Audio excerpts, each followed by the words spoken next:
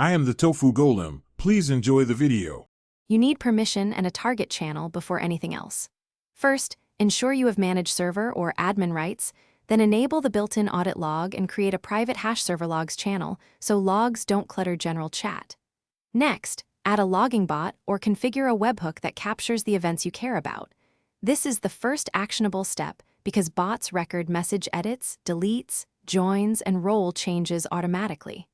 Once added, grant only necessary permissions to limit exposure and accidental leakage. Once the bot is present, you configure what it records and why.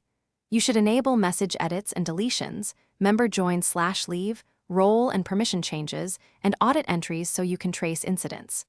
Make the logs channel read-only for everyone except the bot and moderators to protect integrity. Then set retention and formatting. Choose readable timestamps, include user ID, and enable periodic exports if you need archives.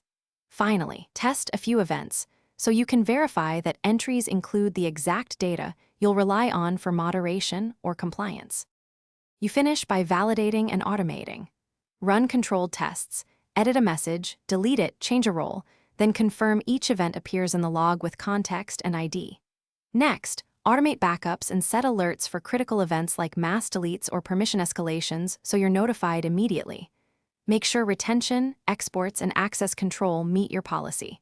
If something goes wrong, check the bot's permissions, API rate limits, and that the bot's configured event scopes include the missing events.